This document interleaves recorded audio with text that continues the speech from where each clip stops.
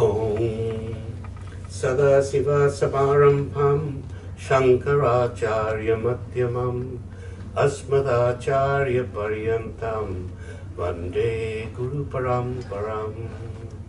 Om. Right. When Christina hassled me because she was she was designing the brochure, she said, "What are you going to talk about?" I didn't really know, so I pulled out a sentence, and my two talks today and I think Sunday are designed so that you can understand this sentence by the time you leave this festival. Okay, so I should read out the sentence first of all. It's in my biography bit, all right, if you forget the sentence. And the sentence goes like this: your life is a series of experiences with apparent, non-substantial objects consisting of words, forms, and concepts put together by a seemingly existent yet incomprehensible force and witnessed by the all-pervading self called Brahman that can never be known. Right? That's what we're trying to find, for you to be able to leave this festival saying, I know what that sentence now means. So I will read it again and then we'll start from the beginning. All right? Your life is a series of experiences with apparent non-substantial objects consisting of words, forms, and concepts put together by a seemingly existent yet incomprehensible force and witnessed by the all-pervading self called Brahman that can never be known. Okay? How hard can it get? Right? So, as you know, we quite like Advaita Vedanta at this festival, and Advaita Vedanta means not two. Vedanta relates to Veda, Anta, the end of the Vedas. The Vedas themselves are a large body of work. It's a means of knowing. And the Vedas themselves are thousands of years old and classified into 4 collections. And the majority of the Vedas are designed because the Vedas are completely, and the best way to describe the Vedas is the operating manual for this product we call the human body, all right, or the self, the human being. Every product needs an operating manual, right? The Vedas are the operating manual for human beings, because normally you only open an operating manual when the product no longer functions as specified, and then you go to the troubleshooting bit. All right? And the troubleshooting bit of the Vedas is towards the end of it, the Anta. So Veda Anta, right? Vedanta is where all the wisdom parts are. At the beginning are all the ritualistic sections, because 99.99% of us just want more money, a bigger car, a bigger house, a better wife. I mean, and all of these things, all right? Children, no children, whatever. And we want materialistic things in this life. And the majority of the Vedas are there. You know, it's like an app. If you want something, there's a ritual for that. And if you perform the ritual, it's guaranteed to provide you with the expected result. Okay? Then, sooner or later, people realize that I've done all of these things, all right? I actually have all my life, I've tried to acquire various things in order to make me happier and happier, because that's what we do in life, right? There's only one object in life, it's that to be happier than I was before. How can I be happy? By doing something, either earning more money or falling in love or driving this car very fast, whatever it takes for you to be happier. And we spend our entire lives, therefore, evaluating where we are, what do we need to do to become happier. We perform that action, then we look at the result, right? We evaluate the result. Was it beneficial or non-beneficial? Did it progress me in the direction I wanted to go, or was it in the other direction? And then you decide what action to perform next, and then you perform that action, and then you evaluate. And we go around in this circle, and we die, right? That's life, basically. It's a desire, all right, action, evaluation, leading to desire, action, evaluation. It's a cycle, And we carry on and on and on, and we're in this cycle, and then sooner or later the heart gives up, and we fall over and called kicking the bucket, right? So how do we get out of this cycle? Well, you've got to break that cycle at some stage, and Vedanta teaches us how to break that cycle, because what is that cycle? That cycle is what is known as samsara, the trials and tribulations of life, right? Because as you perform an action as a result of a desire, and that result of that action is not what you expected, right? It's called unhappiness. And when it produces a result, that's happiness, right? But the moment that happiness comes, you want more. You know, what can I do to make the happiness a little bit better? And so we have this desire cycle, and it's a very bad cycle, because desire that's not been fulfilled leads to anger. So it's two sides of the coin. Desire that's fulfilled leads to greed, right? And those are the only two things there are. There's only two outcomes. And therefore, you either want to do more of what you've done, or you're angry that it didn't do the result that it wanted. So the Veda and Vedanta is therefore to figure out how to break this desire cycle. And Vedanta says, it's relatively easy, isn't it? My students will nod at this point. It's very easy, because Vedanta teaches us three basic things. I mean, how difficult can it be? You spend your entire life thinking, I am this person. You stand in front of the mirror and you say, this is as good as it's going to get, all right? And so you know yourself to be an individual of a particular type, with a particular set of faculties, particular set of skills. And you carry on in this life, and you know your limitations, you know your intellectual ability, all right? You know your physical ability and so forth, and you classify yourself in this very limited manner, and the greatest limitation is you know that you're going to die. So the whole of life is limited. And Vedanta, and therefore you consider to be a mortal, pretty much insignificant self when you consider yourself in the grossness of this entire universe, right? As an individual, we're pretty small, right? And Vedanta says, no, that's an incorrect assumption. So Vedanta says there's only three things. In fact, there's only three things that I ever really question in life, all right? Three fundamental questions that everybody has. Who am I? And in that they want to know, why am I here? What am I going to do? Where do I go next? So they want to know, who am I? Because the I is very important, because the entire world emanates from you. Right? Your entire experience is from the perspective of the self. So it's interesting to know, who am I? All right? That's the first question. Everybody, cavemen beside the fire, they ask, who am I? All right? Then they look at the world and they question, what is the world? Explain to me the world with all of these multiple facets and the sky above twinkling away. All right? Who is this? What is this world? So we question, who am I? What is this world? And the third one we question is that, is there a God? Right? And Vedanta says, I'll give you the answers to all three. Right? I'll tell you who you are. I'll tell you what the world is. And I'll let you know so that you understand, not believe, but you understand what God is. All right? And that's quite a nice little document to be able to study. And the parts of the Vedas that survive today are something like 108 Upanishads, of which we tend to study about 10 or 11, depending on how you classify them, mainly because an 8th century monk called Adi Shankara wrote some excellent commentaries on them, which allows actually us to understand what these Sanskrit verses mean. So that's how we study Vedanta, and Vedanta has these three answers. It tells you who you are, what the world is, and is there a God? Okay?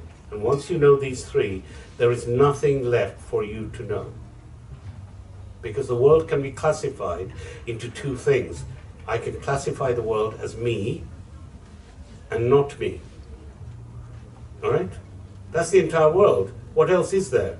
There's me, and there's everything other than me. That's my entire world. If I understand those two, then I know everything about the world and I know everything about me. Then the third part is, was there another force that created part of this world? And once you know these three answers, there's nothing left to answer. And when you know all of this, right, that is called enlightenment. When you know the answers to all three. And you know the answers to all three through Vedanta. Okay? Everybody with me so far? We know what the three questions are, do we? Who am I? What's the world? Is there a God? Easy, isn't it? It really is easy. So, okay, so first of all, we answer the question, who am I?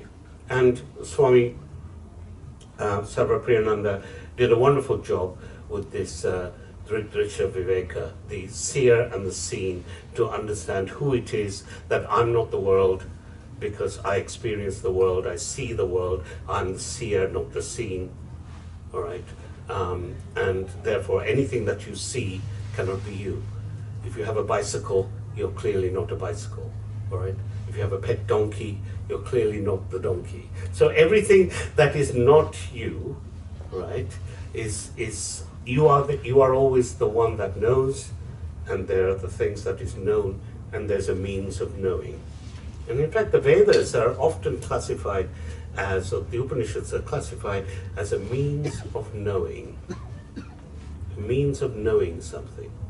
And when I mean, I'm a computer scientist, okay, who now study the Upanishads and teach it and things like this. And I find it fascinating because I haven't found a logical flaw yet. And I've been doing it for many years. So I find it fascinating. And I find it fascinating because in the Vedas, they actually define the words that you're going to use. So when you say, I don't know something, what do we mean by know? All right? When you say, I know something, what do you mean by know? How do we come to know something? And they say, oh, let's split it down for you. Most of our knowing, my students will rise up at this point, most of our knowing is due through our five senses. Everybody understands the five senses? Eyes, ears, whatever, all right? And these are the sense organs that are facing outwards and through which information comes, all right? And they're portrayed in our mind like a touchy-feely movie screen, and we're in there watching all of this thing because we see something, but we think the seeing is out there, but actually the only thing we see is in our mind, right? That captures it and brings it to us and plays it out through the optic nerve and into the visual cortex and plays out, and we think we see, right? So everything is actually played out in our minds, smell, touch, whatever. And that's why what we see out there is not necessarily what is out there. We don't see infrared, right? We don't pick up radio 4, but it's clearly out there because I've got an instrument that picks it up, right? So we're only seeing a partial thing of anyway, whatever we can, we only detect things that our instruments can detect. And our 5 instruments are quite limited. You know, this is the range of sound, this is the range of light, and so forth, all right? And we're not very good at smells. So as a result, we're limited by what we see, perception, all right? And you think, oh, that we know things by perception. Oh, that's easy enough. I got past that. This is not going to be a hard class at all right? Well, the second one, okay. Second one's inference. We know things by inference. The classic Vedanta example, right? You're beside a lake, and the other side of the lake you see smoke rising. What do you infer? There's a fire. Can I see the fire? No. I can see the smoke. So what's the knowledge I have? I have the knowledge that there is a fire, even though I have no perception of it. Right? It's a means of knowing. Right? Everybody agree? Now, defer that by time and you have presumption. Presumption is a means of knowing. What's presumption? Presumption is getting up in the morning, opening the curtain, seeing that the pavement is wet. Right? Did you see it rain? No. All right? But why is the pavement wet? Otherwise, either there was an awful lot of dogs, or it rained during the night. All right?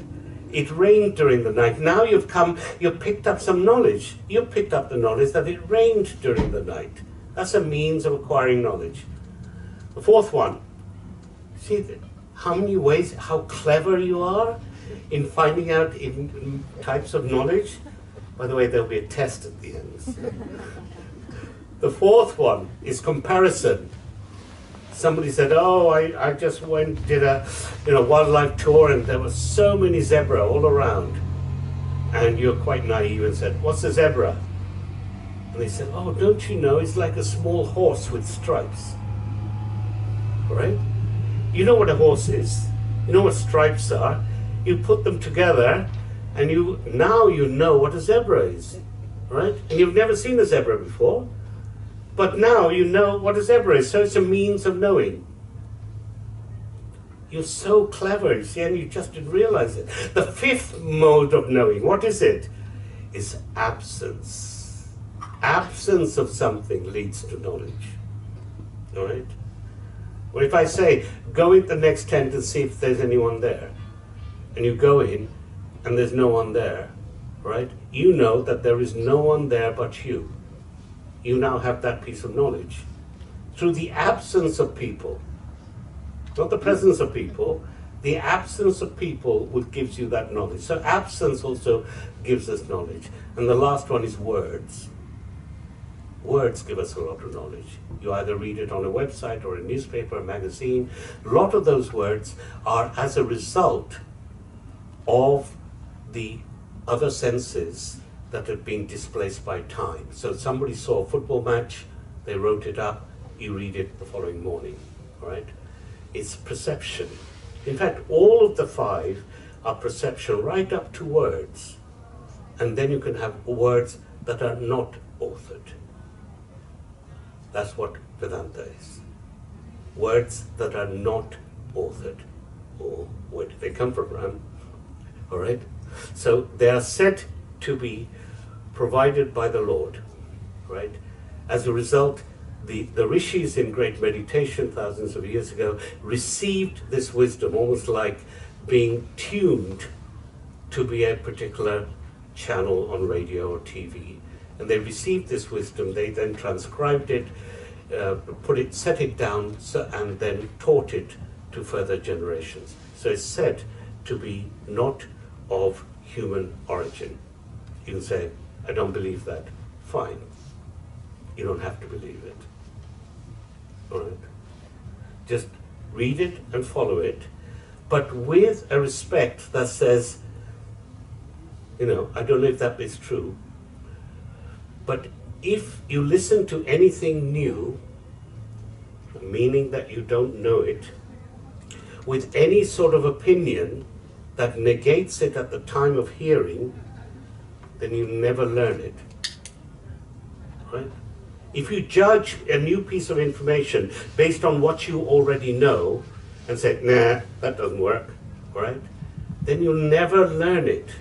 You'll never learn anything new because you're always rejecting anything new based on what you already know. And most of what you already know is incorrect.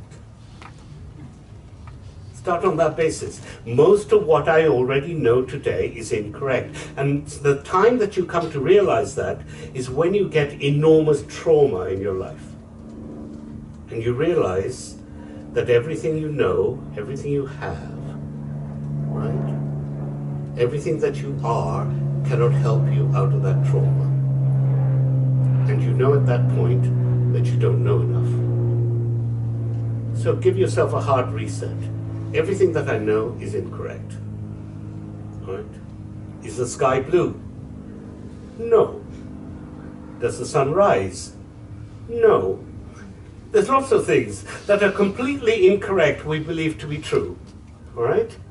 And as a result, you have to question What is it that is absolute truth? And you realize that anything that has been acquired by these means of knowledge is open to doubt. That's how magic works, right? When they pull a rabbit out of a hat, all your perception goes out the window. That rabbit couldn't possibly have lived in that small hat, all right?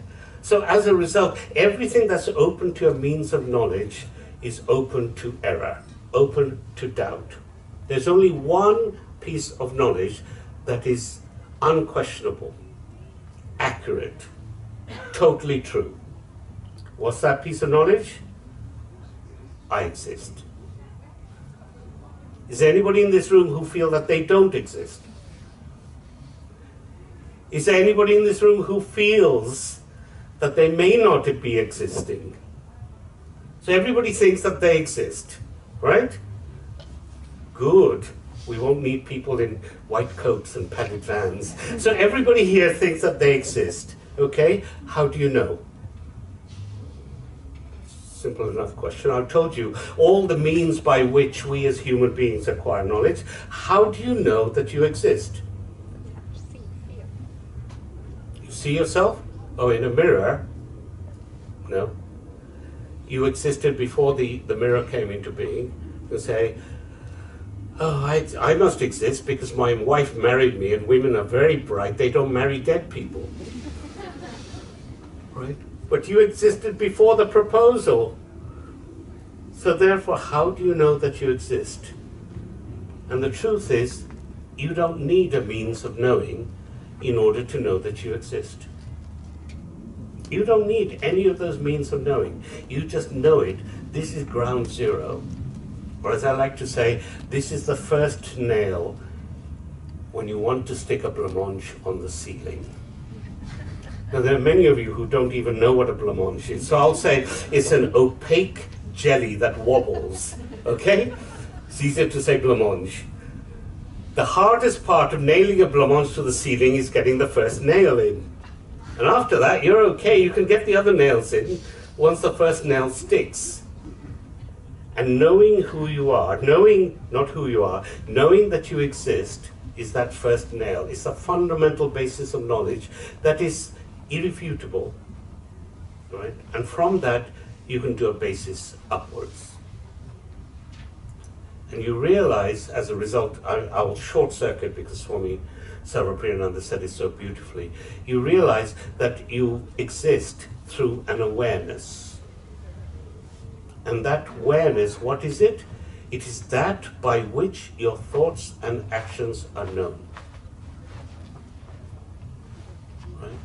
An awareness by which your thoughts and actions are known. That must be the ultimate you. It can't be the thoughts because you know them. It's like having a bicycle. All right? There happen to be your thoughts. You got up today, you had that thought. You didn't think it was a very good thought, so you had another one. And we had about 50,000 a day, all right? Most of them are repeats. It's like a very bad TV channel. Most of them are repeats. And you think through them again, and you think, oh, yeah. And you get depressed thinking about the bad ones, because we always think about the bad ones. You know, we have huge amount of success. Every step you've ever taken in your life, right, is a success. Do you remember the one where you tripped up awkwardly and fell in front of somebody right on your face? Yes, you do. You remember that one and not the other millions of steps you've taken, because we always think of the bad ones, right? That sticks into our minds. We're very good at things like that. So as a result, we know our thoughts and our actions. We are the owner of this body and mind. We operate through this body and mind. We transact through this body and mind. And if we're transacting through this body and mind, we are not this body or mind. We are one level higher than that. We are that by which this body and mind is known. Right? I could go deeper and say there's only one of those, and that's what they call Brahman. We'll get to Brahman later, because he's a very big subject. So that one awareness operates through this body, and the classic question is, well, if it's operating through this body and there's only one of these awarenesses, then how come I don't know what you're thinking? Very good question. I have no idea what you're thinking. In fact, nobody knows what you're thinking except the physical expression of those thoughts as they come through the physical aspects of your body. Right? If you were very good at it, a good poker player, you could be incredibly angry and your face would be serene. All right? Nobody would know you're incredibly angry because the anger is happening within in what's known as the subtle part of our body. It's not happening with the physical part. It's only when it expresses through the physical part. If you have pain and you grimace, then somebody knows you're in pain. All right? If you twitch when somebody pokes you in a particular thought, they know that you're in pain. It's only when you come out through the physical body that you know. So the physical body everybody can see. The subtle body within us that has the emotions, the pain, and all of these things, we know. Nobody else does. Right? And then there's another body still, which would take about another 2 years to explain, but it's neither here nor there. So everything has a cause and effect relationship. So the first thing that we have to understand is we're not this body and mind. Well, if you are not this body and mind, what is this experience that we're having? We're having to sit in front of Ram on this really boring talk. So what is this experience that I'm currently having as an individual, all right? I'm transacting with the world, right? The world is here, this tent and all the people in it. I'm transacting with them as an individual basis and collective basis. What is all of that about? And a philosophy that does not explain my current understanding of my reality is a philosophy that is not worth studying.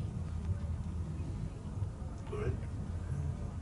Because you can say, all high and mighty, we are all one. Normally you say man after that. We're all one, man. This is what they did in the 60s and 70s without understanding what we are all one meant. It's a fine philosophy, but what does we are all one mean?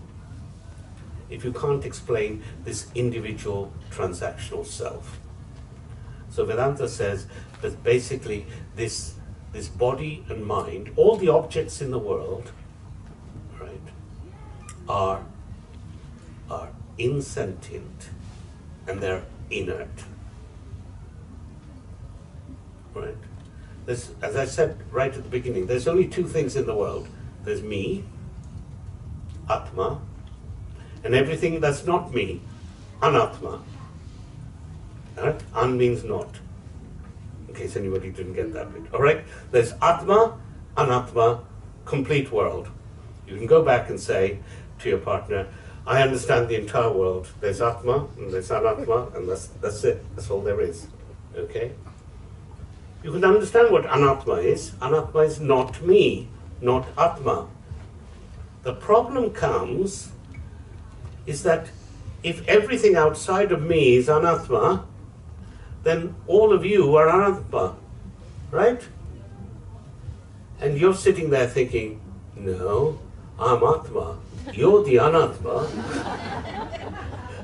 All right? So if you're Anatma to me and I'm Anatma to you, we've got a serious problem. What is Atma? What is Anatma? And now we must figure out what is the Atma-Anatma interchange. Where does my Atma stop and the Anatma begin? Right? If there's only two things in the world, then it's very logical, right? It's simple, because I've got a simple mind. It needs to be simple. If there's only two things in the world, Atma and Anatma, where is the inter-Atma-Anatma gap? Where do I stop and you begin? All right? Simple question to ask. So, is my ring Atma or Anatma? What would you say? Anatma. Is the finger that is on Atma or Anatma? Anatma. Atma. So there we could take a vote on this. Is the Atma Anatma gap the skin? Is that where I finish and the world begins? So hence the ring is outside my body and therefore is Anatma. Right? That seems quite logical. Right? Atma, Anatma, therefore this skin, this hand, this arm is Atma. I have an accident and I lose my arm. Where's the Atma gone? Is the Atma arm bit in the bucket somewhere? Have I lost part of my Atma? Do I still say, this is me? If somebody says, do you exist? Do I say, yes, I exist, but minus this bit? Right? You have an arm. Right? You have a dog, you have a bicycle. You're not the dog or the bicycle. If you have an arm, you're the owner of the arm. Therefore, the arm is not you. The arm is not Atma. Anything that you can touch, feel, anything that you can perceive through your senses cannot be you because you are the one who knows. That is the thing that is known. The knower and the known cannot be the same.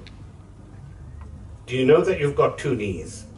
One working, one not working. Yes, I know, thank you very much. All right? Then your knees can't be you.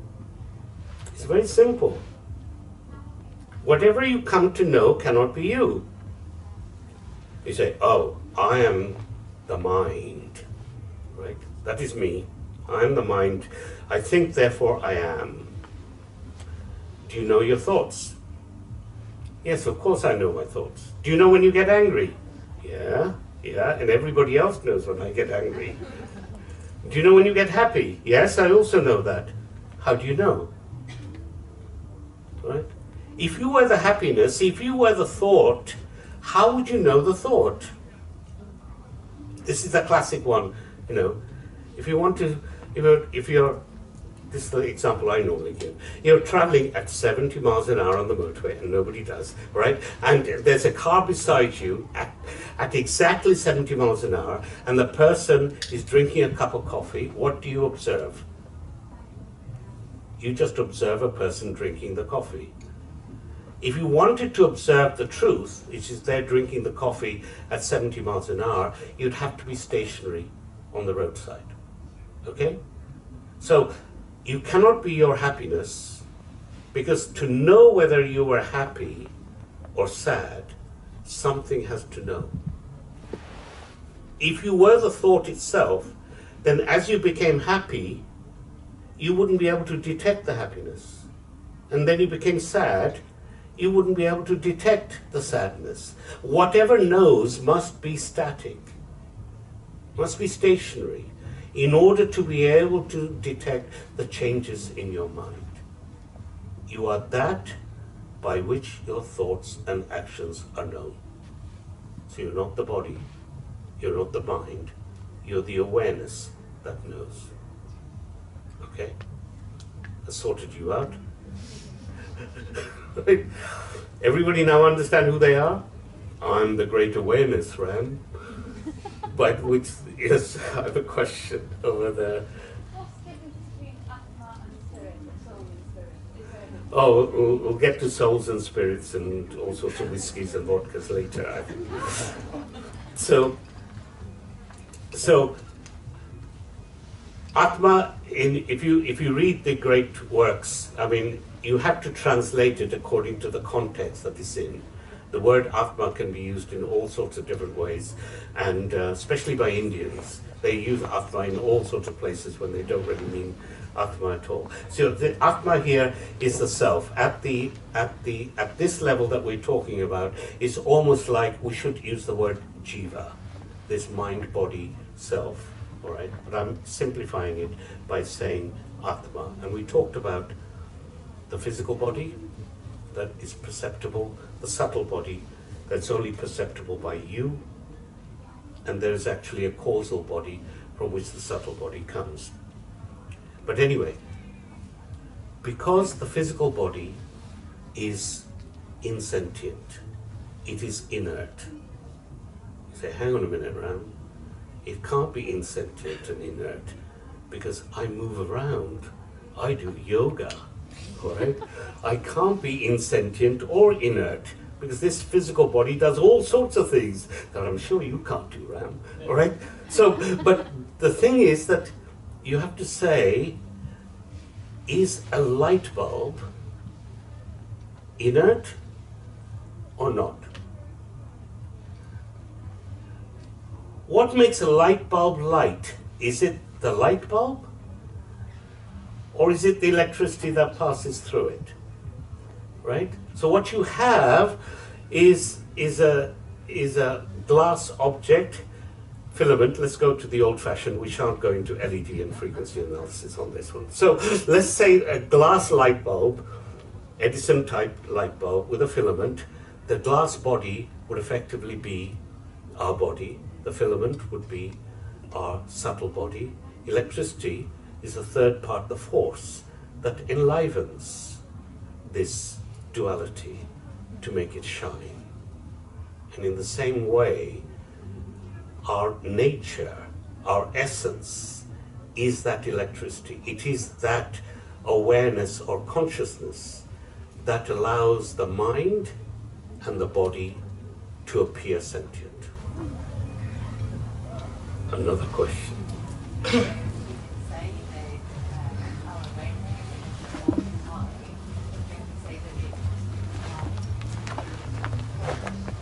So you'll have to say loudly. So your question is, we say body and mind, but is the electricity? But you can say that awareness, the weakness, has a body and a mind, but can we say that electricity has a bulb? So what I'm saying is one analogy. Yeah. The thing with analogies is that they're all wrong, right? That's why it's an analogy. If it was correct, then it'll be called the truth, right? Analogy allows us to understand something that is more complex than the analogy. So here in this case, the analogy is that you have electricity within a piece of wire, something that's invisible, all right? You cannot see where it is, you can't see it flowing, but it goes into a bulb and it makes the bulb light, all right? And you think, and we call it a dead bulb when it doesn't light, don't we? Right? It's fused, it's a dead bulb. It goes into a fan, and the fan doesn't light up, it rotates, right? It goes into a heater, with neither rotates nor lights up, but causes heat. Same electricity, it doesn't care what it goes into. But it comes out, it manifests as these different components. So in much the same way, this common consciousness manifests within us in all the different ways. Right? Now, problems with this type of thinking. You know, you start off really easy and you think, I'm going to be at the back of the tent so that I can escape when it goes to really difficult. But the ones at the front have got no choice whatsoever. All right?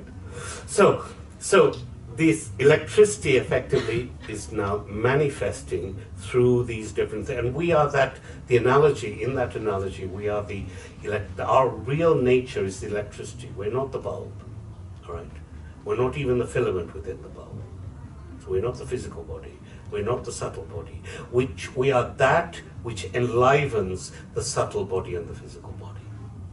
Allows it to illumine. Allows it to speak, all right? And what happens when this physical body goes, the subtle body, which doesn't have a physicality, right? That's why they can't weigh it or measure it. They can't say, let me see, how many centimeters is your emotion? It's not possible. It doesn't have a physicality, right? Because it doesn't have a physicality, it doesn't die.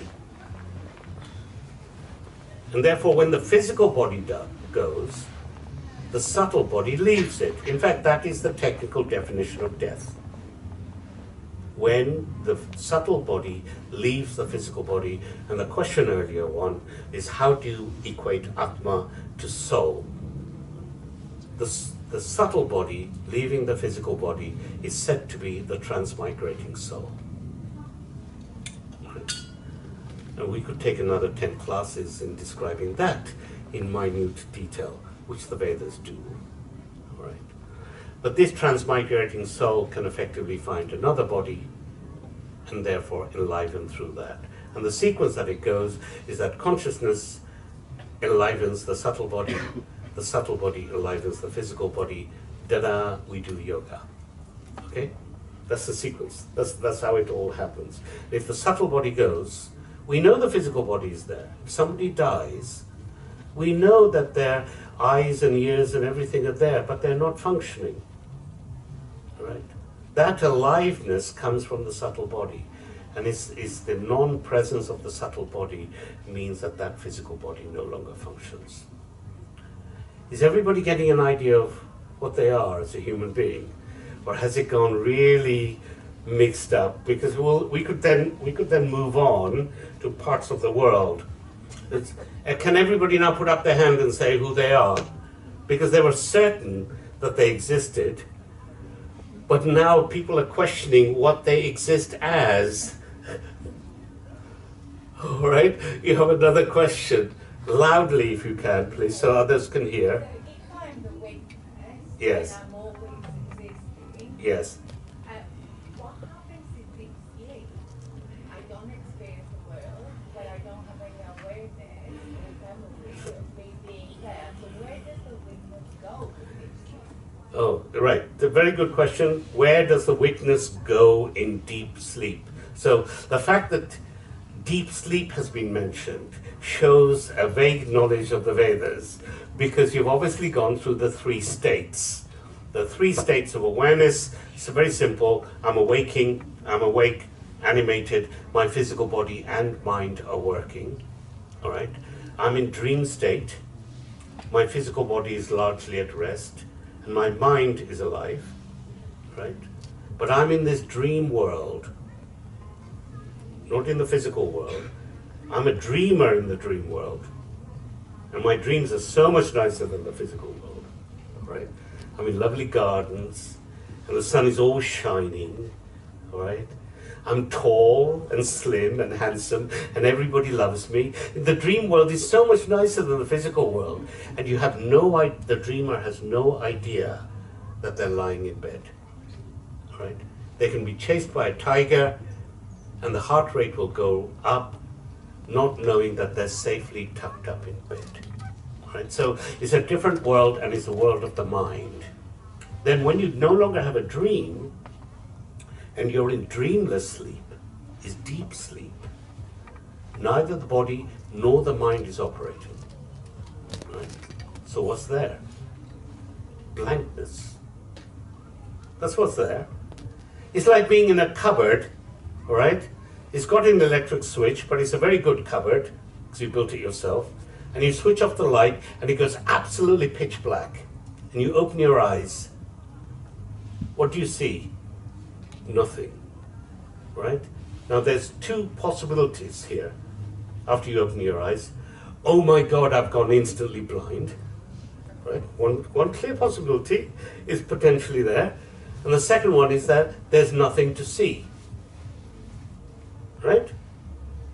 The state of deep sleep is when your awareness is there, but there's nothing for it to be aware of. Right? It's a very good thing. That's why most people, to get over their problems in the waking state, want to deeply fall asleep. And they'll take pills and alcohol and all sorts of things in order to rest. Because while they're sleeping, their problems have gone away. Why? Because their problems are in the mind. How do they know? Because they were aware of them. If you take yourself into deep sleep, then the problems disappear. Because your mind isn't operational. Right? All you have is blankness. And we know that there's blankness, because the deeper that blankness, the more you say, oh, I had a really sound sleep. You say, really? What do you remember? Absolutely nothing. Right? That's what deep sleep, good deep sleep is. It's absolutely nothing, but we consider that to be bliss when we wake up. And if we weren't around it as awareness in deep sleep, how would we know that we woke up? How would we wake up? There has to be some sort of continuity, right? Otherwise you'd never wake up. You'd go into dream, go into deep sleep, end of life, right? But you're up again, you're back into the waking state, or through the dream state, back into the waking state, whatever, and the cycle continues. The awareness is there, but there's nothing to be aware of, right? It's like taking the electric bulb socket and saying, oh, this bulb, I'm sure this bulb is okay, let me just check. You put your finger in the light socket, right? Very quick way to enlightenment. If you put your finger and you realize that there is something, what it appeared was that there was no electricity. But you realize that there's electricity, but there's nothing in which it would manifest in order to create light. Right? That electricity was there the whole time. And it continues to be. But there was nothing in which it would manifest. So we are in this state of either manifest or unmanifest state. And we go between the two. We are manifest in these mind and bodies, and then we go into an unmanifest in a potential state, and then we manifest again in another mind and body. As Krishna says, it's like a change of clothes. And that's why it's considered a play. Act 1, Scene 1, I'm the beggar. Act 3, Scene 5, I've dug up the riches and I'm now king. Same actor, but he's now got different clothes on, depending on which part of the play that they're in. So you're in part of this play and you're interacting with the world. We said enough about the self. We fully understand who we are now, don't we? We are that by which our thoughts and actions are known. Just tattoo that on your left arm and just read it every now and again. All right? Now we have to figure out a more difficult question. This world, I'm this awareness, but how does this awareness relate to the world? What is this world? And most people who study Vedanta in the early days think that Vedanta says that the world is an illusion. The world is not an illusion. Right? Let's set the record straight. It's there, it's tangible, transactional, useful, right? It's just not real. All right? It's just not real. And we said, well, now we have to define reality. Reality in Vedanta is that which exists in all the three periods of time. That which exists in all periods of time. The past, the present, and the future. Something that exists over that entire period of time is called real. And everything else that does not has a transactional, a temporal reality for a period of time. There was a time when it wasn't there, time when it is there, and time it will not be. And the greatest example of that is our bodies. There was a time when we were not, the time when we are, and there's a time when we will not be. So we aren't real in terms of any object. This is an object. This is an object. How is it an object? Because I can touch it. Like I can touch my bicycle. Right? So the world is not real. I mean, fabulous sentence. Yeah, I should just leave it at that point and walk out the door. All right? How come the world is not real? Well, in order to explain that, Vedanta has a methodology, and it talks about cause and effect. Right? And my students have heard this so many times that they could say it in their sleep. Right? This cause and effect of how to figure out what the world is. So let me give you how this works. The way the methodology works, it says that for every effect, there is a cause. And not only the Vedas said this, Julie Andrews said this in Sound of Music. He said, you know, nothing comes from nothing. Do you remember the song? Nothing ever could. If you follow it through logically, every effect has a cause. All right? Otherwise, the effect will not be. Everybody understand that? Effect and cause. The cause is the one that creates it. In fact, there's two types of causes. There's a material cause, and the classic example is a wooden table. What is the cause? This is the effect. There are two causes for this. One is the wood from which it is made. All right? Everybody understand that? And there's a second cause, is the carpenter or IKEA or whoever who actually made it. All right? Somebody knew what a table should look like, how it should function, so forth. They took the wood, they took the material aspects, and they jiggled it together, and ta-da, they created a table. So the table has two causes. Is that me booming? It probably is. Anyway, it has two causes. Let's stick with the material cause because that's far easier to follow. Okay. The table has a material cause. This is, let's call it a wooden table. Let's be kind and call it a wooden table. And this wooden table, what is the cause? Material cause of this wooden table? It is wood.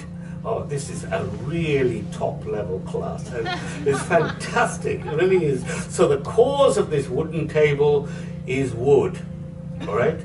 So now we had one thing, first of all. I presented to you, ta-da! I present to you a wooden table. And now I've said there's wood and there's table. We have two separate things. We have wood and we have table, all right? Are they two different things? Well, I don't know about the wood. That table is definitely solid, all right? I could sit on that table, I could stand on that table, it has a certain weight, it has a certain volume, that definitely is a table, all right?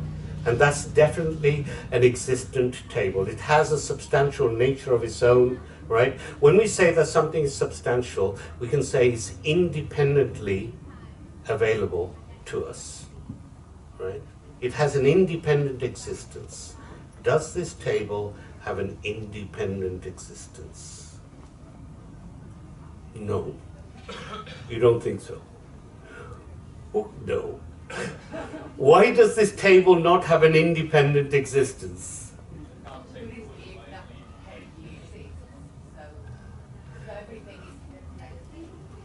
No, not wrong answer. All right, next answer, yes. You can't separate the wood from the table. If you said that this table is real, I'll tell you what, I'll say, you take the table, I'll keep the wood. All right? You take the table, it looks a lovely table, you can have it, take it home with you, I'll just keep the wood.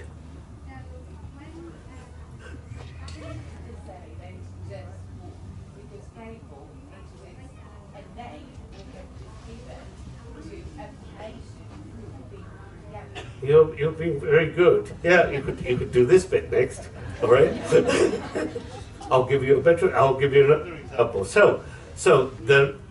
We have wood in the form of a table, and we call it table simply because we can have tables made out of other things like metal and other objects. All right. In order to be able to say a wooden table, we use it in that way. And we use wooden as an adjective, and we use table as a noun.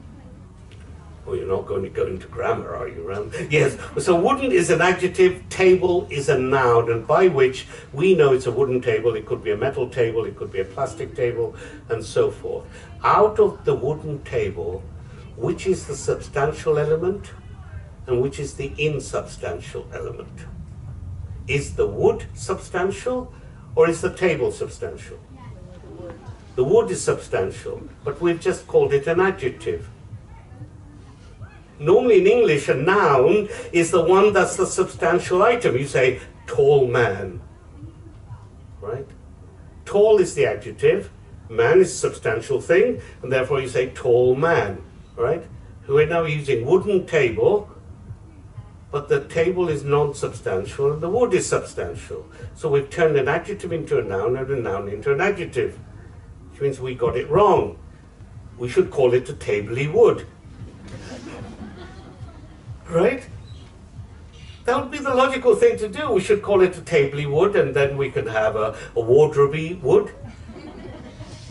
Right? But we don't do that. And because we've mixed it up in our language, we've mixed it up in our mind, and we now think that the table is substantial and the wood is insubstantial. And when something is insubstantial, it's said to be dependent upon the existence of the other. The existence of this table is dependent on the existence of the wood. So it's dependent on the wood. Right? You can say, well, Ram, the wood is an effect. There is a cause for the wood. Right? You can say, viscose, or whatever fibers you want to do, is the cause of the wood. The wood is the effect. So it's the viscose fibers that are the cause.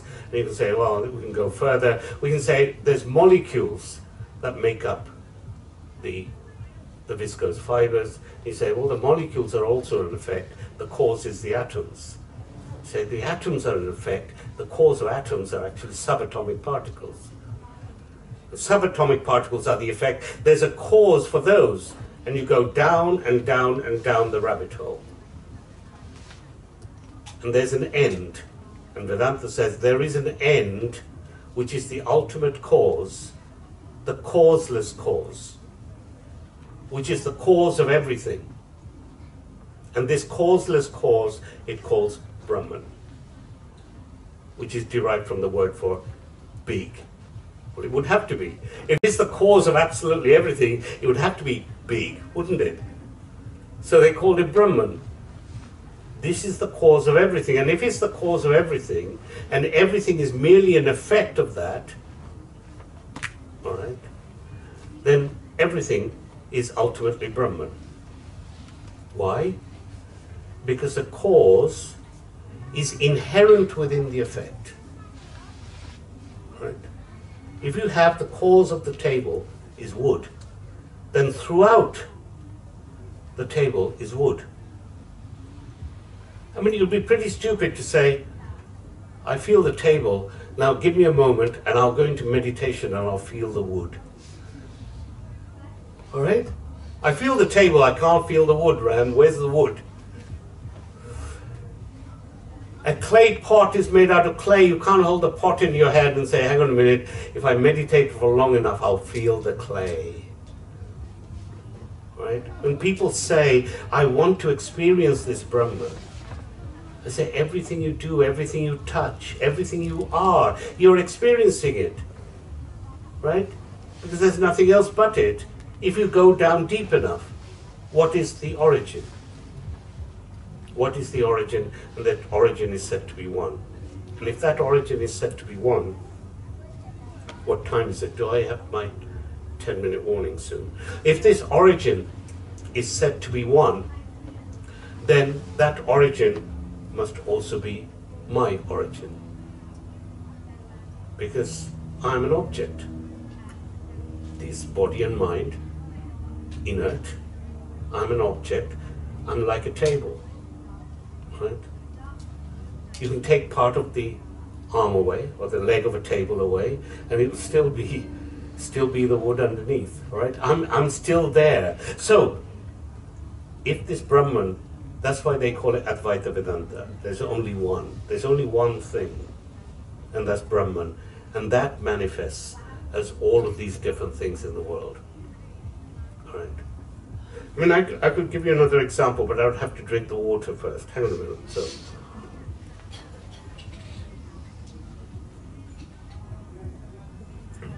let's see how much you remember. This, what is it? Oh, this is getting really hard, Ram. I thought this was going to be an easy class. All right? This is a cup. Right? For those of you who are new to cups, This is a cup. Not only that, it's a paper cup, right? It's a paper cup. Okay, so this cup is the effect. What is the cause? Paper. You see, you're so good. You're absolutely brilliant. This cup, and is it useful, this cup? It holds water, tea, coffee. You can drink with it. It doesn't soak you. It really is an useful product. Do I transact with it? Every day, right? It's a really useful thing. And this is made out of paper, so I know that it's an effect, and the cause is paper. And now I start to modify it. All right? Here's one that I made earlier. I should be a Blue Peter presenter at this rate. For those of you who remember Blue Peter, I mean, you've got to be really old to remember Blue Peter. But there's a money spider trying to bring us more profits from this charity. You know that we run this entire thing as a charity. This is a not-for-profit, and it only happens as a result of you coming. All right. The teachers, they're brilliant. They offer their services free of charge. All right. We bring them. We try and look after them as much as we can, and they just impart their wisdom. It's fabulous. So this, you all said, right? And I've got this on tape. You all said this was a paper cup. And I turn it into a flower. Right? Where did the cup go? Very simple question. Where did the cup go? Anybody like to volunteer an answer of where the cup went? It changed form, right? The cup was just something that I could use for the purposes of communication. It's a word I invented for a form of paper, right? And now the paper is still there. Now I have a paper flower, right? The cause is the same, paper, but now is manifest as something else. Everybody understand that when they go into their car, today, tomorrow, whatever, or in their tent, they're actually sleeping under Brahman. That's not true either. Because in order to understand that final bit, if there is only one thing, that's Brahman, I now have to understand, because I'm thoroughly confused about who I am. I'm now even more confused about what the world is, because I always thought the world was perfectly tangible and real.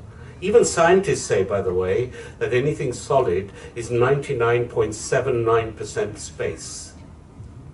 So there's only 0.0000001% of any atoms in there, and we call it solid as a rock. All right? That's the scientific way.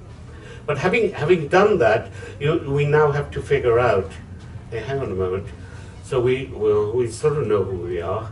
We have no clue what the world is. He just told us it's all unreal. And I've got to go and walk on this unreal world to another unreal tent in a moment for another unreal class. All right? So, and having said that, and he's going to get to the G word. And that's going to just completely flip our minds when he gets to the G word. If you mention the word God, it sends shivers down the spine of most people, because they've been forced into their churches and synagogues and temples and says, pray, right? We've been told to go and pray. Pray at what? Pray at this idol. Hang on a minute, I thought God was all those omnis. You know, what are all the omnis? Omnipresent. I thought God was everywhere.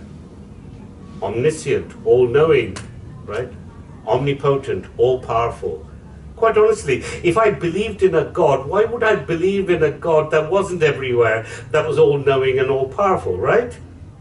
That would be my idea of God. Everybody else would just be Bill Gates or somebody, all right? So it has to be somebody with an infinite amount of everything. So God must be infinite. If God is infinite, where does it place me? So you're standing in front as this finite little self, which has only got a few more years to run before it kills over, and you're standing in front of an infinite God. Does it work? Why doesn't it work? The moment you consider yourself to be a finite being in front of an infinite God, you've just turned God finite. Because when you have something infinite, you cannot have something that is outside it. If you consider yourself to be outside it, you're very powerful. You've just turned an infinite God into something that's finite. Say, yeah, got one up on God. He started off with all this infinite power, and I've just cut him down to size. I've put him down to a finite status because I consider myself to be outside. Right? When this God question comes up, because we realize, and this is how Pujya Swami Dayanandaji would put it, we realize that everything that I'm presented with is a given, right? I did not do anything to grow a single blade of grass outside. I didn't do anything. I didn't do anything to create the atmosphere to be just right, to get the trees right. I don't do anything for it to rain. I don't do anything for time to go by, right? I didn't create this body. I didn't do anything for it. I didn't design 2 lungs but a single liver. I didn't design the complexity of my eyes. It was all a given. The fact that I've got 1 heart, given. 1 brain, given. If everything I come across is a given, the natural question to ask is there a giver? Natural, right? You're a Stone Age man sitting beside the fire, and you realize that all these animals are being presented to you, all right? And you've got the caves and everything. Everything's been given to you, and you ask yourself, is there a giver? It's a very natural question to ask. And that's why this idea comes up, that is there a giver? And God is not a matter of belief. I'll repeat that. God is not a matter of belief. God is a matter of understanding. Okay? And when most people start to think about God, they think about statue, cross, idol, whatever you like, a tree or a mountain, the universe. They've personified something as God, right? Why? Because we have a very limited brain. We cannot imagine God as the infinite, and so we personify it as a little thing, and then we pray to it, and somebody says, oh yes, you Hindus, you idolize little stone statues.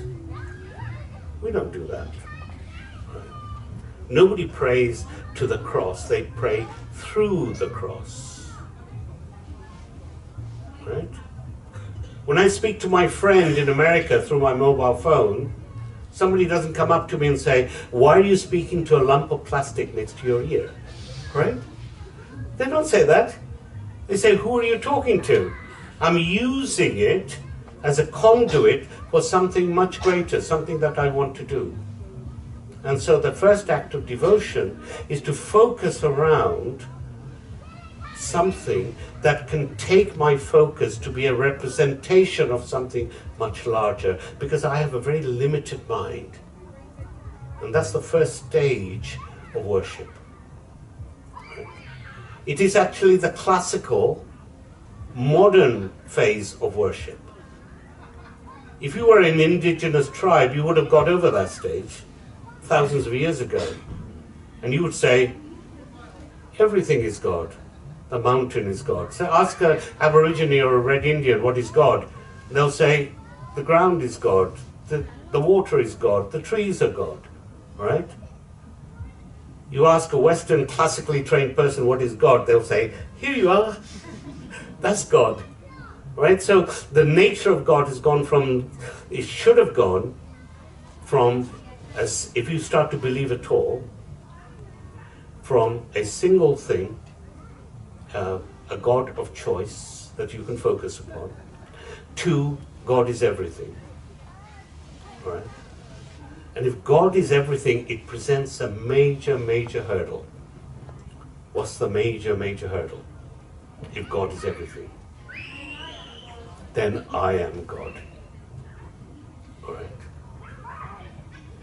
And you go around saying, I am God, and they lock you away. So never say that out in public. I am God. Ram's told me. Nah, well then, you see, it's a very interesting statement. The statement was, can I then say I am God-like? And the thing is that in order to say God-like, you're given a property to God. Right? If something is infinite, what properties does it have? Everything. It has all properties. It has no properties. It is infinite. And therefore you can't say God-like, because that's what we do in various modern religions. We say we represent God as the grand old man beard sitting out on the cloud, and say we are built in the nature of God, in the form of God. That's not true at all. And therefore, because we use that sentence, we think because we're humans, God must also be of a human form. Right? We're not like God. As somebody says, asked a great Swami and said, looked out the window and said, I suppose you think that tree is God. He said, no. All right? I don't believe that tree is God. Right? I believe that God is also that tree. All right? I'm not God. God is also me. That's the way to say it, rather than do I have the properties of God.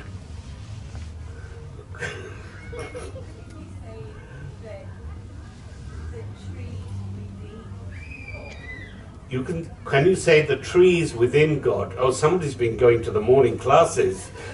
It's amazing. One morning of Sarvapriyananda, and we're almost there. You can say, because the tree is also God, and if God is only one thing, and let's stop using the word God, we can use Brahman, or we can use Ishvara. All right? Ishvara is the term for God, and I'll spell out the difference, not this class, but maybe on Sunday class. So, because there's a great problem with God being one and the only thing. All right? You may not have gone down that path so far. If God is the only thing that there is, if Brahman is the only thing there is, then there is no possibility of a change of state. Right? If there's only one thing, if the one thing was just an enormous infinite tablecloth, there would be no edge of the table. There would be no point at which you had no tablecloth. Right? And therefore, if you have an infinite thing, it cannot change. And change always involves the pre-changed condition changing to the changed condition.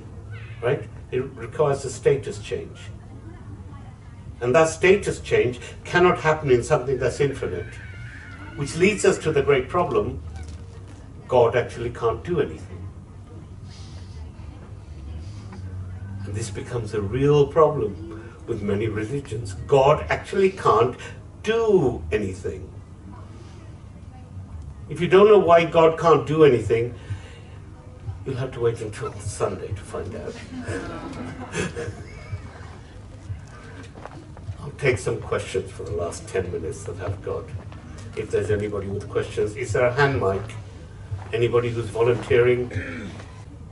So one of the examples they give, I mean, because this is so old, all they had at that time was basically pots, clay pots at that.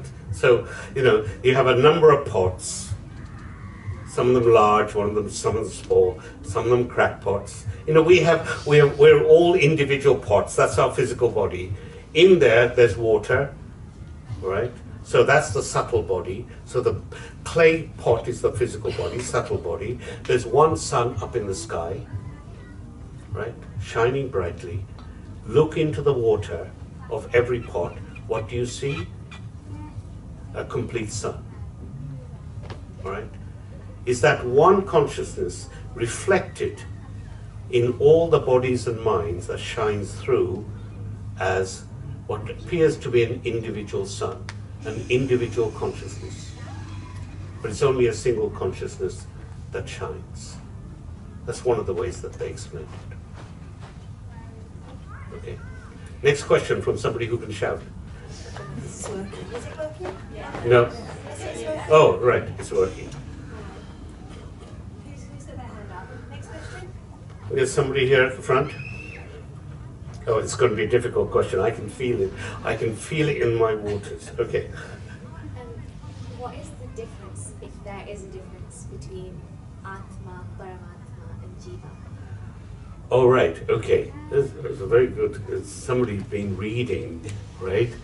What's the difference between Atma, Jivatma, and Paramatma? Let me just explain a little bit. So, Atma is effectively the collective noun here for the self with a capital S. When you equate it to the individual, then Jiva is the body-mind. So you can say that Jivatma is the Atma from the perspective of the individual, and then when you say Paramatma, you can say Atma from the perspective of the totality.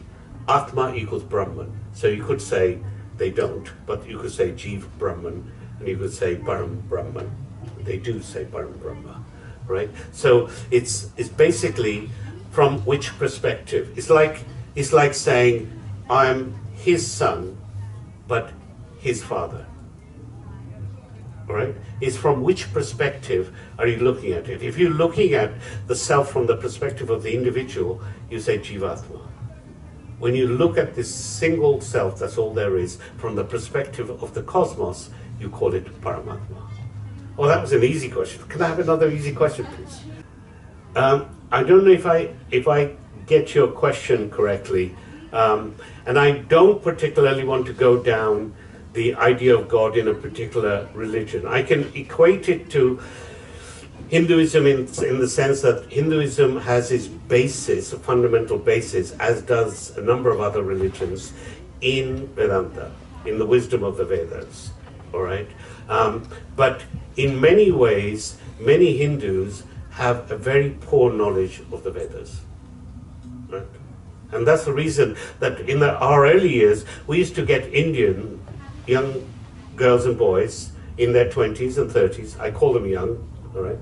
And they used to come along and they came for the yoga, and they crept in the Vedanta class and said, we didn't know any of this. Why didn't we know any of this? And I said, because your parents don't know any of this. They didn't teach you.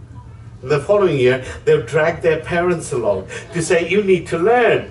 All right? And now gradually the words got out, and they're getting it out. But because in Hinduism, like most religions, you're told, this is what you pray to. Now pray and you will have a better example, a better exam result, and a better job, and more money, and just pray for the things that you want to do. And most of us are materialistic, and therefore we make our prayers for material results. But material results have three fundamental problems. What do all material results have in the form of three major deficiencies? Do you know? No, but I suppose you're going to tell us. Yes, right? Three problems of all materialistic results is, one, is that they cause pain. Right? I want a shiny new Mercedes. How can that possibly cause pain? There's the pain of acquisition. You had to work really hard. Do you realize how much a Mercedes costs? All right? Second, I acquire it, lovely and shiny. Then a week later, not so shiny. 2 weeks later, it's got a ding. All right? 3 weeks later, you got a bill for the ding. There's a pain of maintenance. Any object, it doesn't matter. It can be an individual, it can be an object, it can be an idea. Anything that is the result of an action has these three fundamental problems, and the first problem is pain. Pain of acquisition, pain of maintenance, pain of loss. Somebody steals it, painful. Right? So that's the first problem with everything. The second problem is that it's limited. I only got a C class. I really wanted an S class, but I couldn't afford an S class, so I got a C class. And it goes up to E, then it goes to S, right? And I can't, and 3 years later, I want the latest one, right? As soon as you acquire something, you want more, and you know that you cannot get everything. That's the problem, it's not enough. The final thing is that you think when you acquire something, a result of something, you are its master. Global warming, I got an air conditioning unit.